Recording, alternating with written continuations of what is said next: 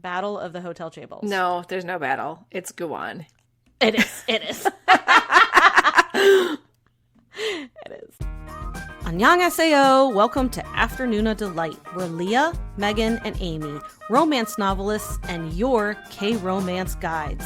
So grab some dekboki and listen to your new favorite unnies. Hey, everybody. Hello. Hi there. How was everyone's 4th? Did any of you guys do anything? So it was like 90 degrees in Chicago. Yeah, it was hot. For the 4th, which is the hottest it's gotten in a while. And it's like a humid heat. And the kids and I actually braved Six Flags because, yeah, I felt bad. My 14-year-old son had tried twice to go with a friend and it fell through like 2 times. And out of my 2 kids, he's the one who he doesn't have a super busy summer. He just wants to do fun stuff. And this fell through like twice for him. So I was like, how about if I take you guys to Six Flags and they have fireworks and everything? And they're like, yeah. I don't want to talk about the cost to go to Six Flags for a day, but I do want to say that it was like a $50 difference between paying to go for one day and getting a season pass to be able to go multiple times until Labor Day. Oh my gosh. So I erred on the side of caution or whatever, and I got the season pass because I'm like, you go twice and it's worth it. So we get there. It's so hot. I'm sweating in places where I've never sweat before. There's no lines. Everybody must have been at the water park, Hurricane Harbor. Oh, right. Because there were so many cars. So there were no lines. So we walk right onto the first roller coaster. It's great. They go to their second roller coaster that I don't go on. It's great. But then they're so hot, they want to take a break and like have a hot pretzel. So we do that. And then Sydney still is too hot, my daughter. And so she wants to chill in the shade for a little bit. So I tell Connor that I'll go on the next roller coaster with him. And we go to walk on because it says on the app that there's no wait. And there's a worker standing there with like it's roped off. All the roller coasters are closed right now because there's lightning in the area. And like I look around and there's no storm like anywhere. But they've had reports. The sky's like a little bit dark in one area. Long story short is we waited for about an hour and they still hadn't lifted the lightning thing. And so we ended up leaving after being there for 3 hours because it was 90 degrees. We were sweating buckets and we couldn't go on any rides. And so we weren't going to just wait and hope that like 4 hours later there'd be fireworks. Right. So we left and my son was like, aren't you glad you paid for the season pass now and not for the one day? Because one day with parking for the 3 of us would have been $170. $170 for just one day, and we would have gone on 2 rides. And he was like, if you didn't get the season pass, he's like, I would have had to get a job to pay that after 3 hours. I'm like, yeah, you would have. So yes, that was our 4th. So we came home and we can see our town's fireworks from his bedroom window. So then we just sat in the air conditioning and watched the fireworks later that night. We went and got froyo, went home, and then watched fireworks. You got your froyo. We got froyo. That was our day. But yeah, it was, I don't understand. Like I have relatives who are in like the Phoenix, Scottsdale area and it's like 117 degrees right now. And I don't know how you live like that. Tell me, Phoenix, Scottsdale listeners, how do you live like that? I don't know how. It is a drier heat, but it's still hot as hell. Stop it. I know. When people I say it's a dry hot heat. As hell. I hate that. Means nothing when it's 117. I know. I don't care how freaking dry it is. 117 is 117. It will still burn your skin off. Yes. How about Pennsylvania? How did you welcome freedom? So it was actually my nephew's birthday party. So his birthday's July 2nd. So we always have his birthday party on July 4th. And so 2 years ago, my sister-in-law, Pennsylvania used to outlaw most fireworks. And then like 2 years ago, I guess their priority of all the things in Pennsylvania was let's legalize like everything, like every firework known to man. Like the really dangerous ones, just fuck it. Like everyone can just, Joe Schmo can just set it off in his backyard. Who cares? So now there's like, everyone is setting off fireworks on the 4th. And so 2 years ago at my nephew's birthday party, my sister-in-law did not tell us that she was like setting off fireworks on the side of the house. And we like went over to investigate, me and like my 2 kids. I didn't know what was going on over there. The whole firework box that she had fell over, shot directly at us, directly And I am scared of fireworks. Like, I'm just going to be honest here. Like, I'll go see them, but like, I don't even want sparklers. No, I don't want to do them in the yard. Yeah, I want professionals to do it. So it shot. It hit Hazel, like one of the sparks hit Hazel in the arm. She's yelling, like, I'm hit. I'm hit. Hazel's my 10-year-old daughter. Like, she acts like she's in a war zone. Like, she's like screaming that she's like hit, which it was fine. She had a little mark on her arm. And my sister-in-law's like, it's fine. It's fine. I'm like, you literally shot. You just shot my kid on fire. You lit my kid on fire. You shot fireworks at us. It's not fine. So I'll never let this go. Because, like, my brother-in-law's like, why do you always bring that up? I'm like, I'll be talking about how she shot fireworks at us on my deathbed. Like, are you kidding me? Like, I don't let these things go. Like, in a joking I'm not way. a robot. And the day that she shot fireworks, yeah, like I will continually. Right, because already this is a 2-year-old story that she's telling. It's you. a 2-year-old. You asked what she did for the 4th, and she's telling you what happened 2 years ago. No, exactly. I was like, why didn't you talk about this in the pod 2 years ago? Yeah, so we left before she shot off the fireworks this year, and it's the same way. We live off of our deck. There's kind of like a valley, and then like a ridged area. I live in Pennsylvania. It's very hilly here. So kind of like all along that like ridge, you can see people setting off. You can see fireworks that people are setting off from like their houses, and they just kind of shoot up between the trees, and it's really cool. So that's what we did last night. We literally just watched everyone else shooting off fireworks, and it was very enjoyable. Do like towns by you guys have their own like fireworks display? Yeah. Like, did your town have one? They did on Sunday, which Okay. we like drove by it. That's the one we used to go to, but they had it on Sunday instead of the 4th, and we did actually drive by it. It was like we were literally right beside them. It was pretty cool. But yeah, what about you, Leah? So, if there was like the Grinch Who Stole Christmas, but it was 4th of July version, I think that's what I'm like morphing into. Like, I just don't really care. And so, look, I wanted to do something for the youngest because I was like, okay, this is like a holiday event. Like, I'm not, in the past I've made like a flag cake. I'm like, I'm not doing that, but like we're going to do something.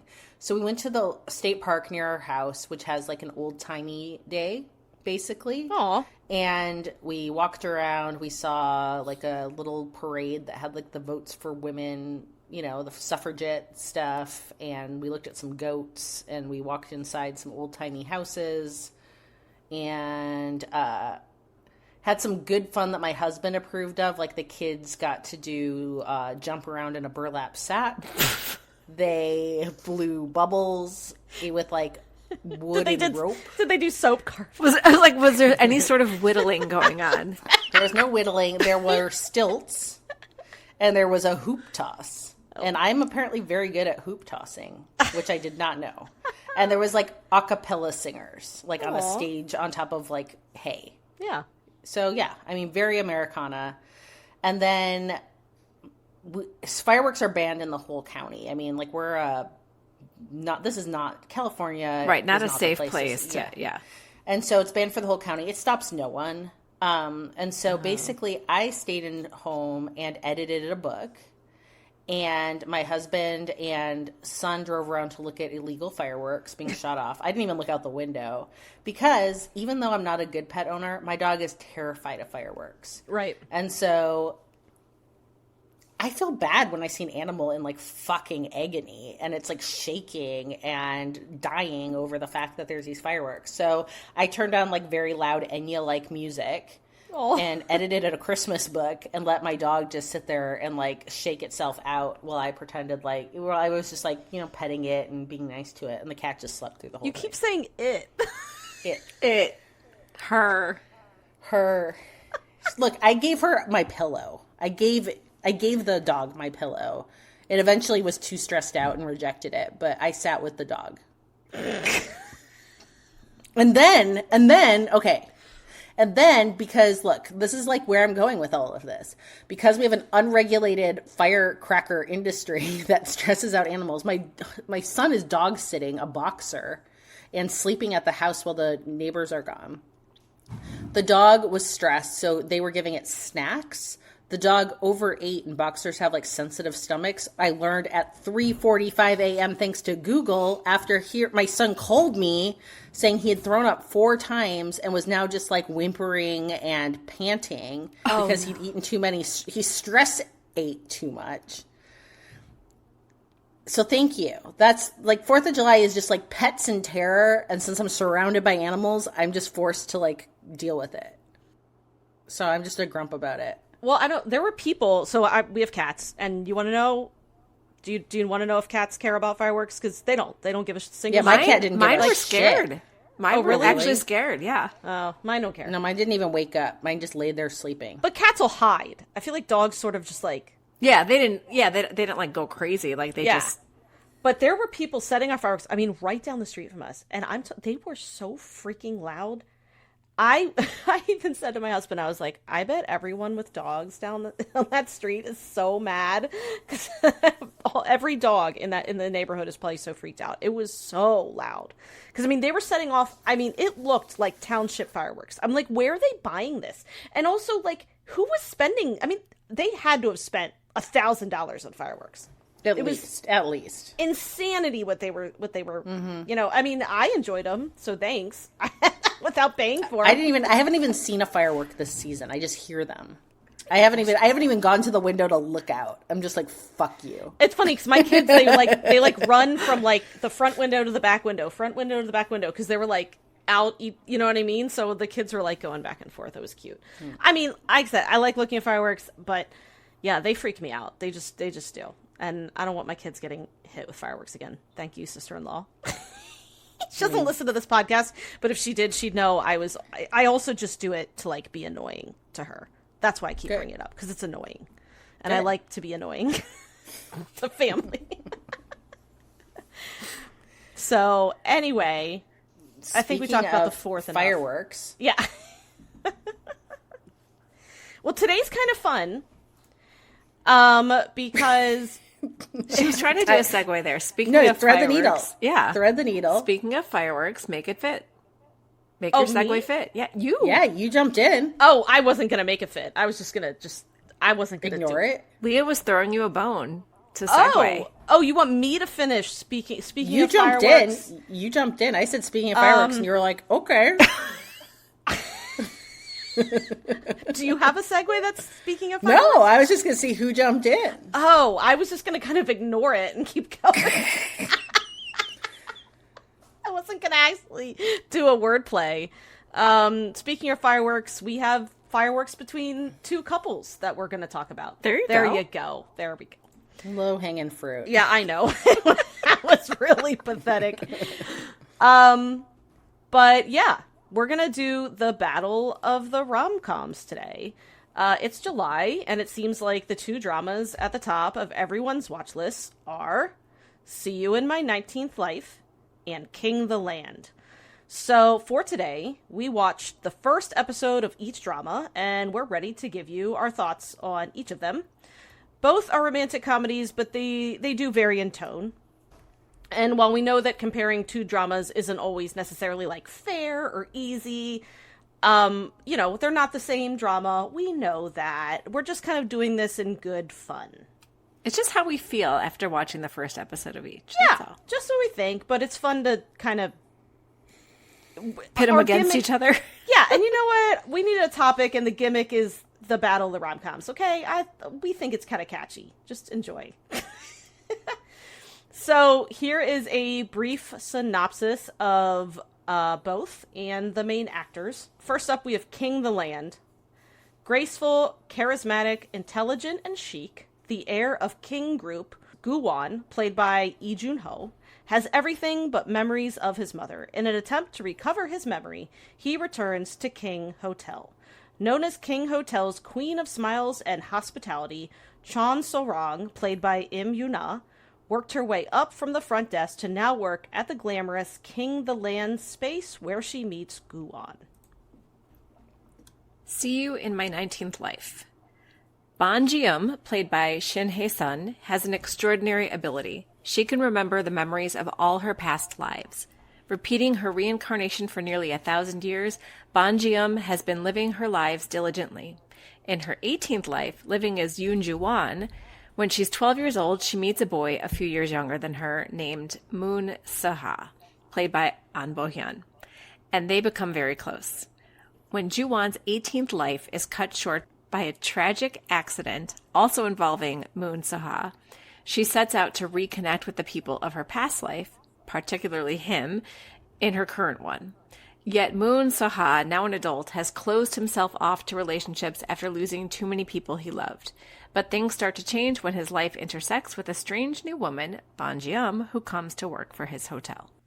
So, first, let's do kind of a rapid fire battle. So, first up, which drama has the best opening sequence? So I went with King the Land on this one.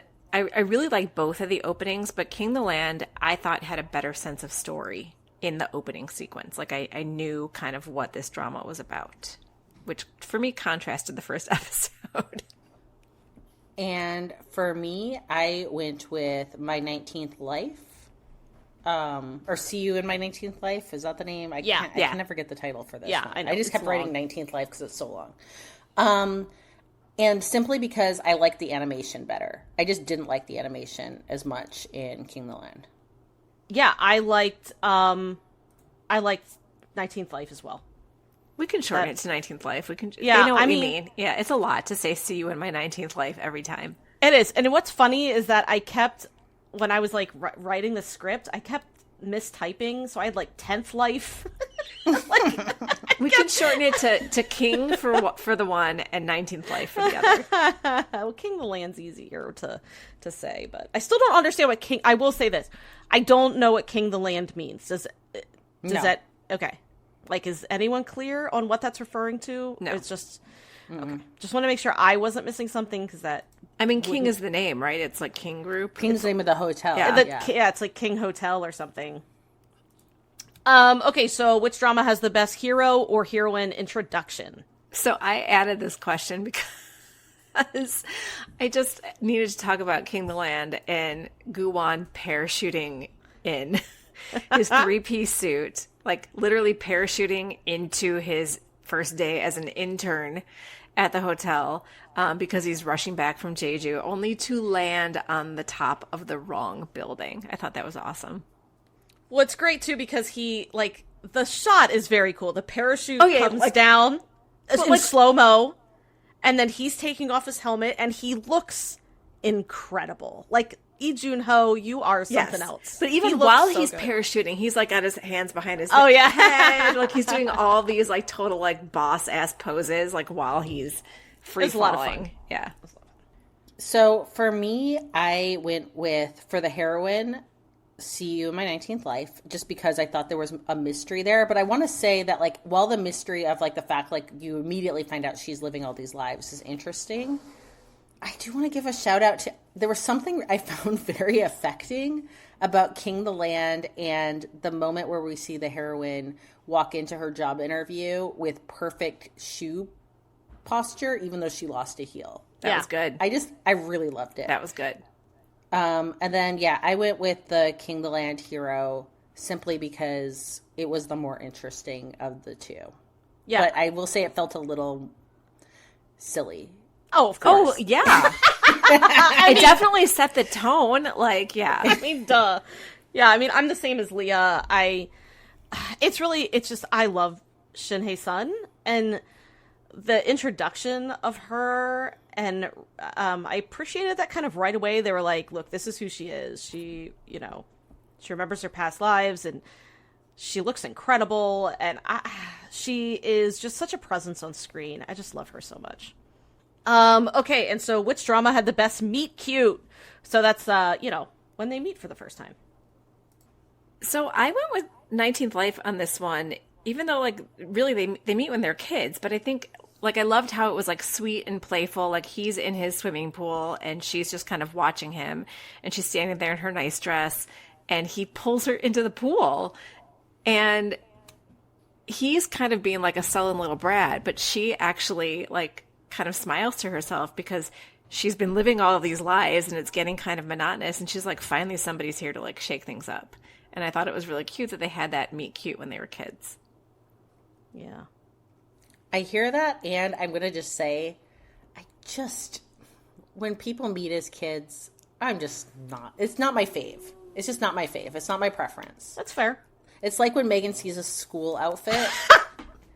When I have a meet cute in their children, I'm like, meh. Yeah. It's just not for me. Yeah, but I was just choosing that over diarrhea. Yeah, no. Well, here's the thing.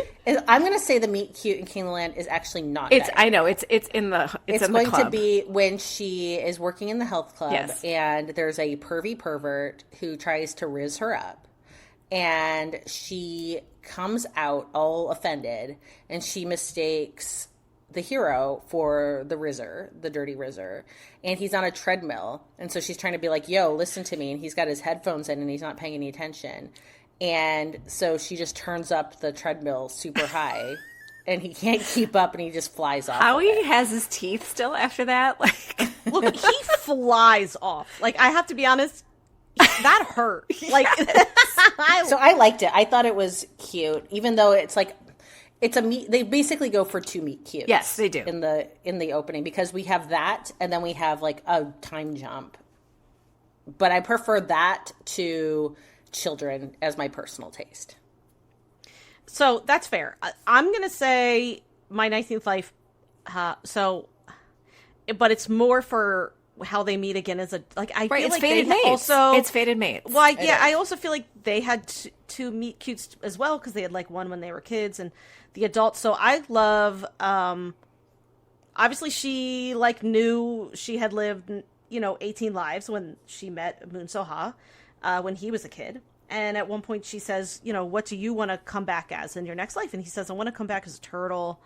I like this turtle that's in the aquarium at my mom's hotel, where his mom was a manager or director. Or whatever. Doesn't he say that he was a turtle in his past life? Oh, yeah. He says because his mom said to him, because he's such a good swimmer, she's like, you must have been a turtle in your past Oh, life. okay, that's it. Yeah. And so when they see each other, like again as adults, for the first time, they're both looking at the aquarium, from either side, because it's an aquarium that's like in the middle of the lobby, and like the little turtles swimming and the fish part, and their eyes meet through the water, and I just my heart fluttered. I mean, it was one of those. I love like, that. It's like Romeo and Juliet. Yeah, you're right. And I just loved it. An Bo-hyun has this just, for such like a manly guy, he just has this like sad, vulnerable look to him that he does like very well. It's like he's taking a sad shower even when he's not in the shower. Oh, exactly. Yeah. And so, yeah, I love that. So that was probably. Yeah. I like the framing of that. Yeah, and I even like it again when at the very end of the episode, that's when she sees him again in the hotel. At the pool. At the pool too, but at the very end is when she's applying for the job. And they meet in his office, and she's interviewing for a job at the hotel. And I like that. Okay, and which drama has the best chemistry between the leads? Again, this is only episode 1. Right, only episode 1. Right. Yeah. I'll jump in. I'm going to say I didn't find chemistry either place. I'm going with none here. Like, if I'm going to have to rank it, we barely had a connection with King of the Land, so no. And with the other one, I just wasn't feeling it yet. And that doesn't mean that I'm not going to. I just would say, for me, I was no chemistry. Right. Yeah. Yeah, and I agree with you, but also I have the anticipation of the chemistry in See You in My 19th Life because I know what their relationship was when they were kids. And so I feel like it was there and it will be there. In King of the Land, there's no chance for there to be chemistry yet. But that to be said, I mean, we know that there's like a whole bunch of different tropes that we can expect from Of course. that. Of course. Oh my God. Yeah. And Lee Jun-ho is... He's great. I mean, yeah, he is perfect Chable. So good. I mean, I'm going to say See You in My 19th Life because I did feel like a little bit of chemistry there. But I also agree. It's early days in the first episode, and they didn't give us a lot of romance necessarily in either. Okay, so what do we think about the humor in each drama, and which one are we going with? I don't think there's any humor in See You in My 19th Life, really. Yeah, there's like, a little bit. I mean, there's a little bit of like lightheartedness, but I do think that King of the Land goes for the laugh, even if I'm not there for the. I'm usually there for potty humor, but this one I don't like. I don't like putting the heroine in that kind of a compromising position. Yeah. So we get to the end of King of the Land, the first episode, and yeah, the heroine is essentially like on the toilet with diarrhea and In his room. In his room in the hotel, and he catches her. Okay, I mean there's more to it, but then we're just simplifying. And as I was watching that, I was like, Amy's not gonna like this. No. I was like, Amy's not gonna like that this is how they're like making eye contact for like the first time. While she's like running hunched over, like trying to do her job because she's going to shit let's herself. Be honest. She wasn't in a high state of anxiety when they met. I will say she was playing with the frosted glass feature, which right. She was relieved, right? She was relieved, but she was pants down on the toilet. But she was taking her sweet time. I was like, of course, you know. Yeah, I was like, get out of there. Yeah, if you're gonna shit and run, yeah. She was there just playing with the fixtures. Yeah, like shit and get off the pot. Like when they did the what do you call it, the food poisoning thing in I'm Not a Robot. That I found funny because she's a robot, so she's not supposed to like stink up the bathroom. And then she does. This was just like gratuitous. Let's give her explosive diarrhea, and that's how he's going to meet her. And I was like, no, like I don't want gratuitous diarrhea. Look, I'm not going to go to the mats over this. I am going to say I was surprised that in the end I walked away from King of the Land so much more pleasantly surprised than I expected to be, and compared to Amy, like I was like, it landed for me. But the humor, like, so I found humor. I mean, the toilet humor is just never going to be like it for me, but it wasn't a deal breaker at that point. The treadmill was funny. Why. I did find that funny. I really liked like the Friends stuff. Yes. And so I liked how like you saw the Friends all with like the little girl at like the, you know, indoor play area, and then like the lights come, it's reminiscent of the club. Yes. When like the lights go out and you see them all like kind of like dancing. To Baby Shark. Baby Shark. But they're like living their best. Like I don't know. I appreciated it. It was fun for me. It just felt easy and breezy. Yeah. So I do want to mention that, because I think this is interesting, is that Sarang's friend, Kim Ga-eun, so not Go-eun, but Ga-eun, so she is also in Because This Is My First Life, and she is a bestie to the heroine. So this is like this is like her role, I guess. But so in King of the Land, she in the very beginning she's like, "Oh, I'm never getting married. I don't want to get married." And then she gets married because there's like a time jump, and has a kid. And in Because This Is My First Life, this is not a spoiler, but her main thing is she wants to get married and have a kid. Mm-hmm. So it's like, it's kind of just like this actress is playing these like two different roles. I just think it's interesting. But and she's lovely. She has she's just so pretty. I love her in both of these roles. I do love the friend situation. I think that it's very fun, and I believe them as friends. You know what I mean? Like I just they're very cute together. I always love when friends are like happy for you with your in a K-drama. I do love when obviously the conversations aren't always revolving around like the romance. So I did love the friendship moments that were around like supporting each other through their stressful jobs. And I mean, I would say obviously King. That's the only thing about See You in My 19th Life has funny moments for sure. But King of the Land, I think, is a much more straight rom-com, more probably in the vein of like Business Proposal. And I did like the humor. I thought there were moments that I could tell they threw in just for humor, and that's not how See You in My 19th Life is written for sure. You know what I mean? Mm-hmm. But on the opposite end, okay, so which drama pulled through to tug on your heartstrings the most in episode 1? I mean, See You in My 19th Life. 100%. Like there's some big tragedy in the episode, and it's not just the accident, you know, that she gets in when her 18th life, you know, ends, but it's also, you know, when she is reborn and as like a 10-year-old kid, she goes and finds her niece, who is played by Cha Chung-hwa, who we love from everything that she's in. And, you know, she's like this 10-year-old kid who is born into an abusive family. Her mom left, her dad's, you know, a gambler, and steals all her money because she's like this talented kid who he's like exploiting because she knows like every instrument in every language because she's been living for 1,000 years. And she seeks out her niece from her former life when she was an uncle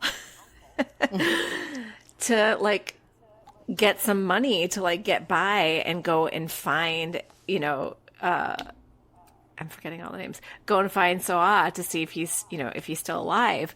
And I love that scene between her and her niece and like being able to reveal that she was the uncle by giving all this information from, you know, when her niece was a child and now she's a grown woman, you know, running like a snack shop. So yeah, that tugged at my heartstrings. The accident tugged at my heartstrings. Her like making sure that Soa was still alive, you know, when she came back and she found his house and found him sitting in the window. Yeah. Like all these things, just like it's going to be an angsty drama. And I think that's just kind of what I want right now. Mm-hmm. So it worked for me. Yeah. And it's worth noting that Shin Hae-sun and Cha Chung-hwa were together in Mr. Queen. They were, Mama. You know, yeah, so many scenes together. I mean, all three of us love them together. Yes. Like their relationship of, you know, Queen to her servant. She was like a maidservant, right? Cha Chung-hwa. Yeah. Was just such a neat relationship. So it's really cool to see them together again in this drama. And they still have like a wonderful chemistry with each other. You know, they're fantastic. But yeah, I mean, I obviously feel the same way as you, Amy. I already was like, oh man, this one's going to get me. This one's really going to get me. And made me excited for what was to come.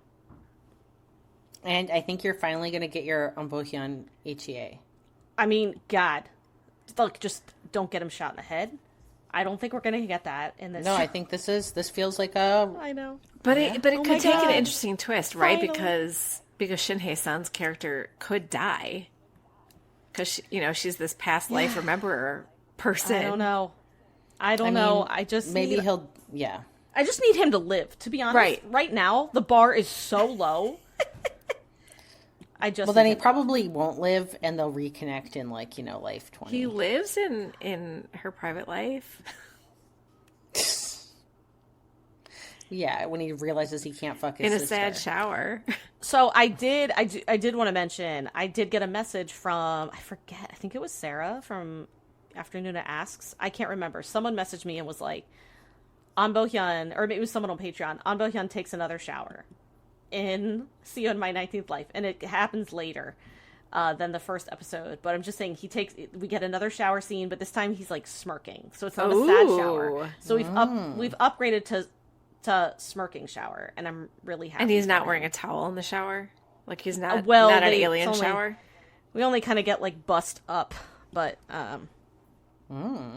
he's not wearing a shirt. Thank you, An Bo-hyun. I mean, if you're going to hire An Bo-hyun, like... Find a reason to take a shirt Why off. are you putting him in clothes? That's all there is to it.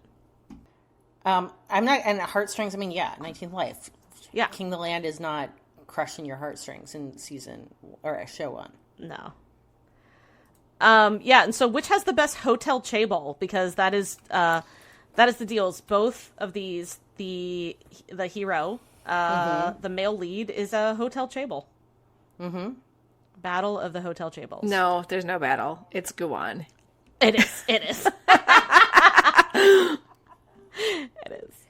I'm never see. So here's one of the reasons why this King Land landed for me so much is I also really love, now that I like office dramas, because you know, like that was my awakening in the last like 2 to 3 years, was knowing I like office dramas. Is I also like when there's like a secret identity happening, and even though this was a very short one, I like that he was like an intern for like a second. And essentially gets condescended to, his identity is revealed. He ends up picking up his little, like, funny henchman bestie, who was another intern. But essentially he was there to like kind of like be an undercover intern, and it blows up very quick. Like the secret is not drawn out. I could have taken It's like that 5 secret minutes. for, Yeah. I could have taken that secret for longer. It was so good. It was so funny. How is Bessie's like, uncross your legs, sit up, and then he's like, take your hand out of your pocket, take those papers. Like he's like trying to tell. You're wearing too nice of a suit. Yeah, you need to wear right. a less You can't suit. dress nicer than the manager. It's so cute. I loved it. I loved that whole sequence. Yeah, and like a Moogie tell the nine tail with a lanyard. Like you could just give me that like underpaid intern who's actually very powerful trope. I mean, I could do it all day. See, this is the thing. I mean, I know we're going to get to this later, but I wish the entire drama would have been that. Like, he would have parachuted in. He would have been this, like, secret intern for maybe most of the episode. It would have been maybe, like, an undercover boss type of, like, scenario. Yeah, that's what I thought we were doing. I thought that's what I thought we were doing. And then all of a sudden, it's like, then they skip, like, 7 years. And I'm like, why did we have that? Like, I just didn't. That bummed me out. Yeah, I wasn't positive the need to have the 7 year, like, I guess to have her more established, but I didn't feel like that was necessary. But why? I guess why didn't you start it that way? Yeah. Like, just start it where you could have even given, like, cool flashbacks of her as she, like, applied for the job. But, like, I just don't think there was a need. I loved, seriously, when it started and he's this fake intern, I was like, wait a minute, this is fantastic.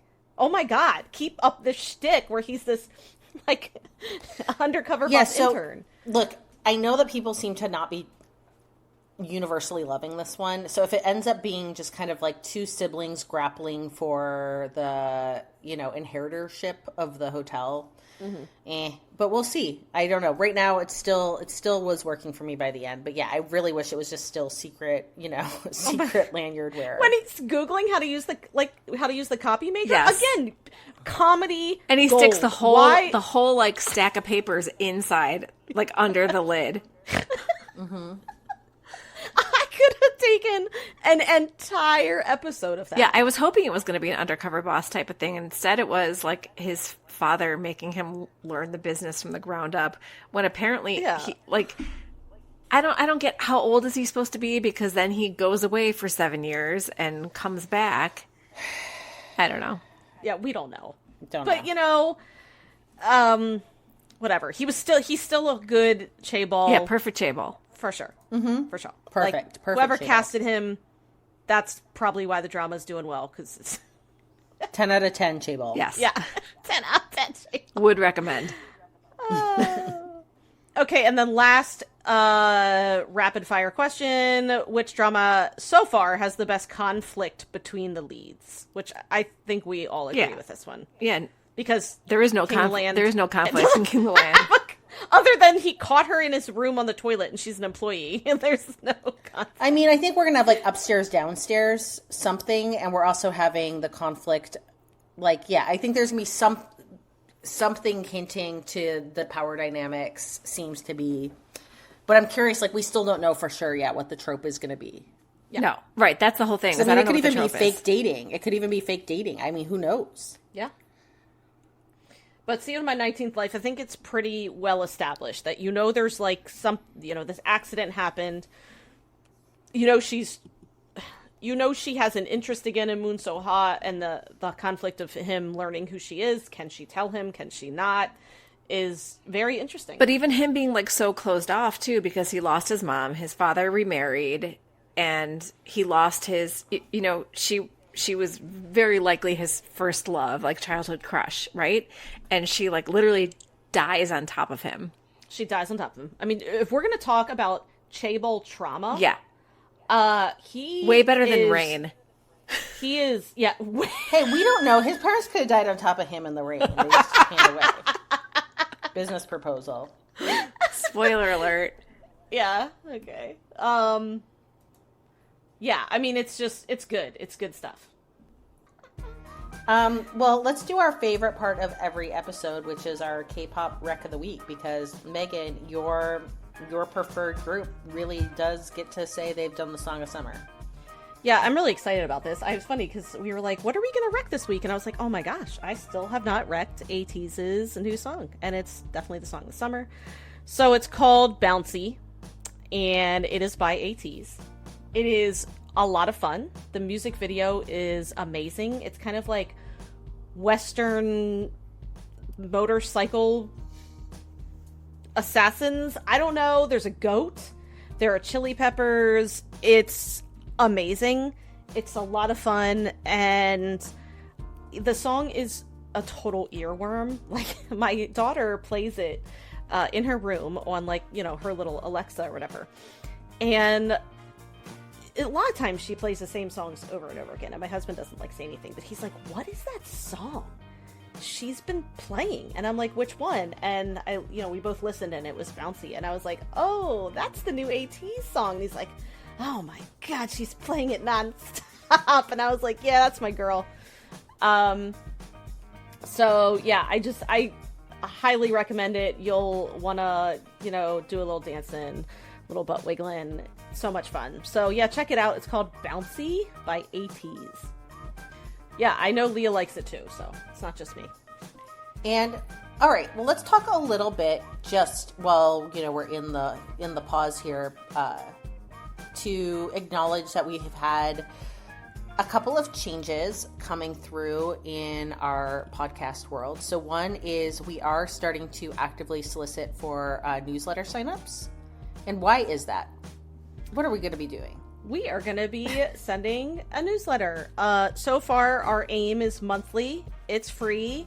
It's fun. And it's basically bonus content in longer form that we can't really, put on social media just because, again, it's going to be way more wordy than Instagram likes. And extra bonus stuff from not only us, but the other podcasts that we work with, like Afternoona Army and Afternoona Asks. And we also, within our Patreon, let's just talk really quickly. 30 seconds or less, Amy. What is Patreon? Patreon is a social platform where you can sponsor us with dollars and get extra stuff from us. You can interact with us on a daily basis. We have lots of fun posts on Patreon every day. And depending on what tier you're in, you may also get a bonus snack each month, which is a 15 to 20 minute episode just for Patreon, as well as a monthly Patreon live K-drama support group where we basically hang out in Zoom and talk all things K-drama that are going on with us at that month. And it really is just a great community space for us. And in addition, I forgot, we have even a new tier in our Patreon, which is for Afternoona Army, where you can add Afternoona Army to your Patreon experience. And there's a whole other list of stuff going on with them, which is a lot of fun. So we would love to have you join us if you're not there already. Woohoo! Woohoo! Yeah, yes. All right, well, let's get back into chatting about the Battle of the Romcoms. Not that there's a winner and a loser. It's just a first episode. Yeah. So, yeah, I guess, we kind of alluded to it a little bit, but why don't we give our first impressions of these dramas, again, based on the first episode. So, first up is See You in My 19th Life. What did we think about it? I loved it. I loved it. Like, all you had to do to sell me on this drama was say fated mates and past lives, and I would be 100% in. And I didn't know what it was going into it. Like, I didn't look up, like, what it was about. I just started watching it, and I loved that being revealed, and it's revealed right away. So for me, that's like, it gives that tiny little pinch of fantasy. We've got fated mates, a big time emotional boo-booed hero who is too afraid to love because of all he's lost. Like, give it to me. Love it. I'm going to keep watching it. So I liked it. It was smarter than I expected. So I knew nothing going into it. I had made a point to really look up nothing about either of these dramas. And I felt like from the beginning, it was presenting itself like more thinky than I was expecting. And so I liked it because that was just kind of a surprise for me. I will say that the part that I was the most invested in was when the girl goes in to see her niece and is like the uncle. And I don't know what it was, but I was just like, I really appreciated like their dynamic in that. The romance stuff, look, I like An Bo-hyun. I really trust him to pick interesting parts, so I think it'll get more interesting. I just wasn't that compelled by it. I don't really like kid stuff. Fated Mates is not my ultimate. It's a trope I don't hate, but I don't love it. So I'm more like, we'll see. Yeah, I think one thing to point out is that as much as we all love An Bo-hyun, he has very limited presence in the first episode.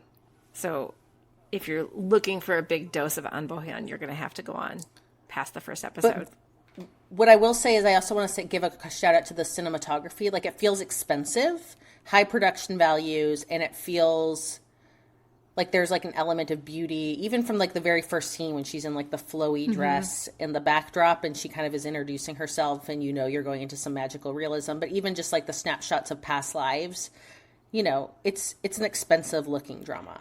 That feels cool. I was going to say, I've seen some trailers like on Netflix, like as before I even started watching it, that are very reminiscent of the kind of stuff that you see in Everything Everywhere All at Once, where you see like different versions of her, like in a scene, like like there was a scene where she was fighting someone and it was present day, but then it switched to her like hundreds of years ago, and you could see like how she learned how to fight because of who she was hundreds of years ago. So it just kind of reminded me of that, and I liked it a lot. And it goes with what you're saying about the cinematography. I like it a lot. So I will confess that I have been watching See You in My 19th Life live. So I did go back and I kind of rewatched episode 1 in order to like do this podcast episode. So I was basing kind of all my stuff, all my opinions up until this point, just on episode 1. But I am up to date on it. Like as we're speaking, I'm honestly really, really anticipating next week's episodes.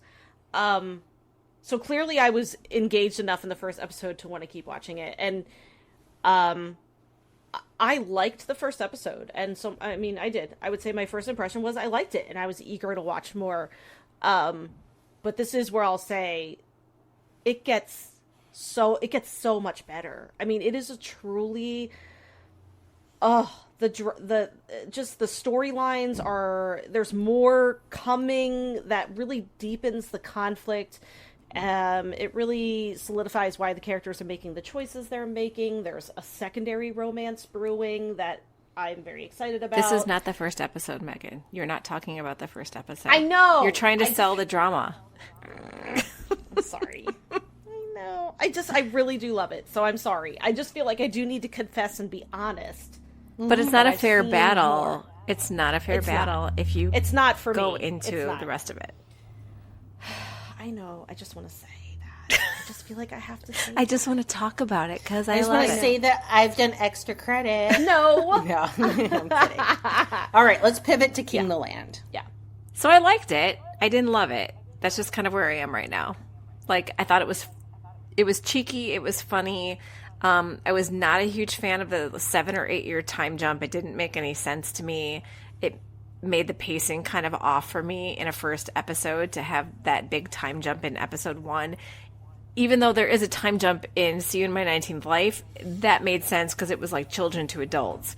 Whereas here we're like young adults to older adults. And I don't know, it felt off to me. And yeah, I'm put off by the poopiness. put off by the poopiness. Yeah, I mean, I was really like the opening, whole opening act of him again. That was amazing. Yeah, like everything that I mentioned earlier. If like that would have continued and that would have been the first episode, I would have been so excited. But like there was just a lull in like the first episode to have this time jump. It was just I agree. It was weird pacing, but I will keep watching. Well, I think we answered that later. So I'm sorry, I jumped the gun. I would say I still liked it. The humor in it was enough that I know I'm going to keep liking it. Does that make sense? So I liked it more than I thought I would. I was expecting to not super care, and I found myself like, maybe it's just the mood I'm in, and I think that plays a part of it, but it felt easy breezy And so therefore I was like, yeah. And honestly, I feel like it's giving me a little bit of touch your heart vibes in terms of like, fair. I feel as if it's going to be in that vein where like, is it going to change my life? No, but will I probably be entertained? Yeah. Yeah, and I love Touch Your Heart. I loved it so much. I agree. I do think this will be a great rom-com. I mean, I would still say that the first episode left me feeling like there's a lot of promise. I haven't seen Yoon Ah before. I haven't seen K2. I haven't seen any of the other dramas. She's done like Big Mouth. I know she's in Girls' Generation. I know she's like considered to be like, you know, the Sulki from Singles Inferno of like Korea, essentially. It seems like everyone and their dog wants her. Yeah. She's rumored to have a dating situation going with, you know, her hero in the drama. Yeah. Lee Jun-ho. I like her a lot. I found her very funny and cute, and so therefore I'm like, and I really like the just having come off of Because It Was My First Life and having the friend in there. I was just like, yeah, I think I wasn't like, oh my god, this has changed my life, but I was like, oh, I really enjoy this more than I thought I would, and the slapstick humor in it did not hit me in like a Scrubs level where I ran away screaming. When I watched it, I was like, I wonder if Leah will like this. I was like, I feel like it could go either way. I love how much you shit on Scrubs and you've never watched it. I've watched like one episode. This is what I mean. Like, everything needs a few episodes to get going after a pilot, but we're not here to talk about Scrubs. No. I've never watched the pilot. I'm sure I've never seen the pilot. I think I've just seen just it, a random episode. TV. Okay. Ugh. Well, Zach Braff. No, sorry. What? Okay, we're not going to go there. One thing I do want to say. Are you president of the Zach Braff fan club? No.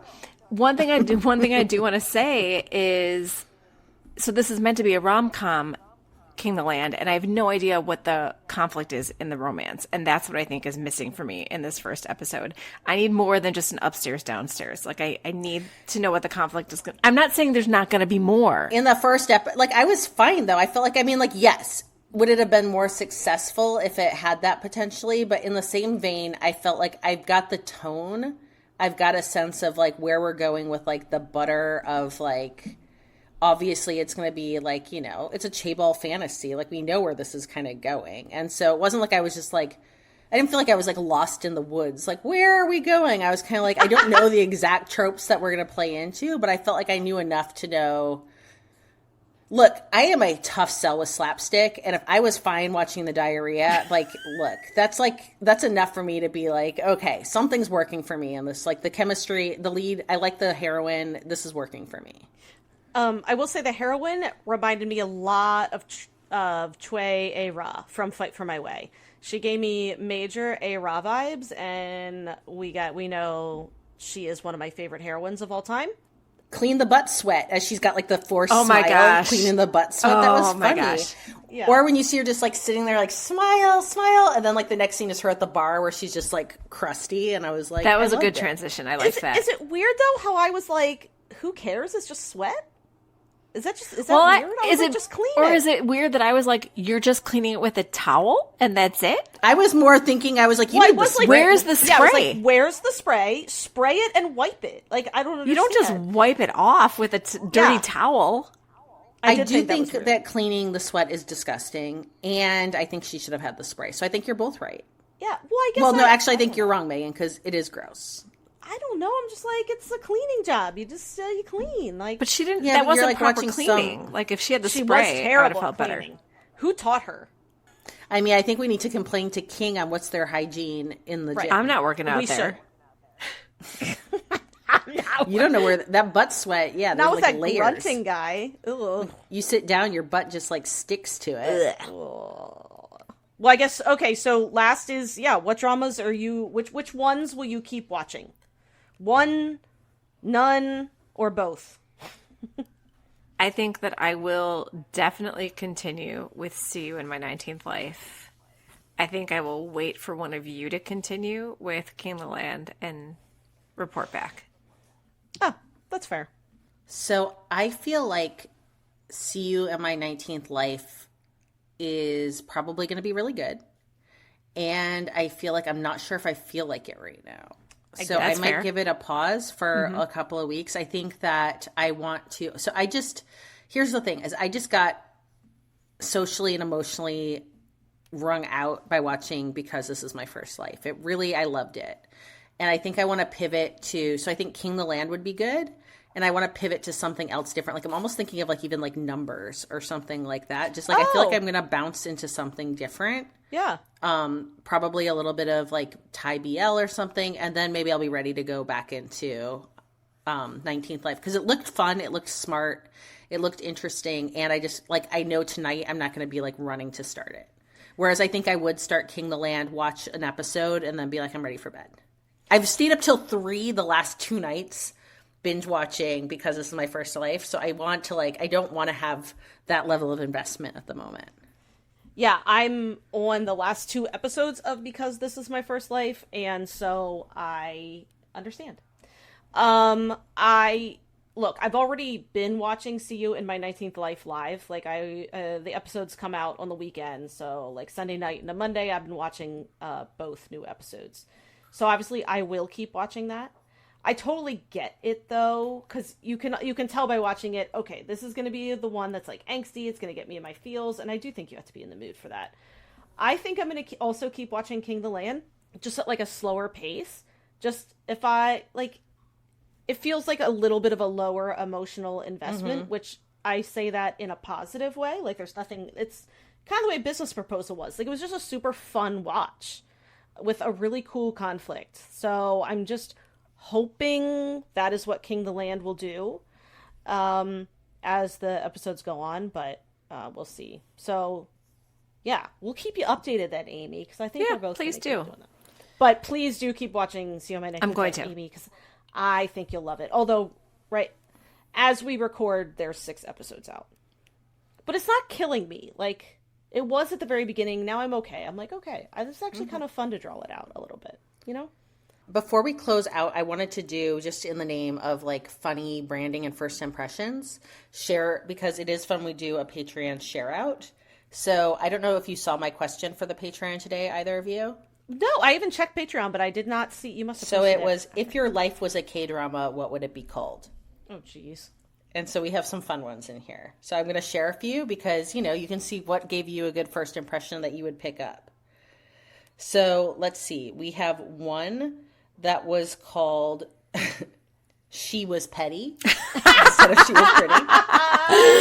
I am the most petty person on the planet, and it would star Ji Chang-wook and me as me. And then they said, Leah, I feel like yours would need to be called It's Not Incest to Love Yourself, which I forget that I said that. Yes. Yeah. I want to share mine really quickly, which was, it's okay to not be okay with losing 2.5 hours of my life watching the last Indiana Jones movie in the theater in the name of family time. Oh my God. Did you really? When I say, I will never need to see another chase scene for the rest of my days. I was in the seat going, how do I force myself to sleep? Like, how do I will myself to power down? Because I hate this so much. Okay, Indiana Jones, the first, 3 movies, the real Indiana Jones movies, were, a massive part of my childhood. They mean everything to me. I'm not watching these late. No, The Last Crusade is the last one that I saw. I saw the Crystal Skull one, and I was like, I fucking saw it too. So my husband was like, I want to see a family movie. Have we ever seen a family movie? And I was thinking, I'm like, actually, I don't know if you should have seen Guardians 3. Oh, the rest of my family went, and I was like, no, hell no. So nobody made me. It was good. So Nick was, nah. Spider-Verse, Cross the Spider-Verse also. No, they all went and saw that too. No. Look, I don't You want to see enjoyed. You would have enjoyed both of those. I would not. And I didn't enjoy this. No, so I would have enjoyed none of it. I feel bad. I'm sorry. In this case, I was like, okay, just whatever. It's the whole family. We invited the neighbors, so the neighbor and their kids all, there was 10 of us there. The dumbest shit I've ever fucking seen. Yeah, shame on you, Lucasfilms. Shame on you. I'm sure it was bad.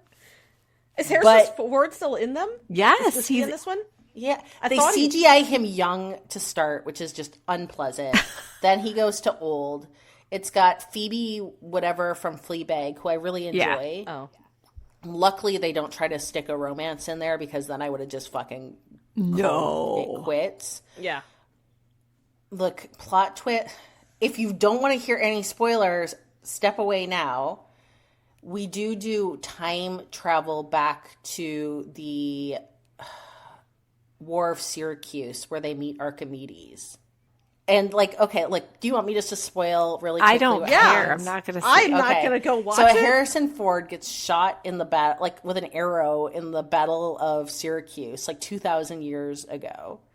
And Archimedes comes out because of course he does, to like come down and be like, I want to see these like people who flew the burning dragon of metal, because they like flew in like a Nazi plane. Wait, through, like, I'm sorry. There's actual time travel.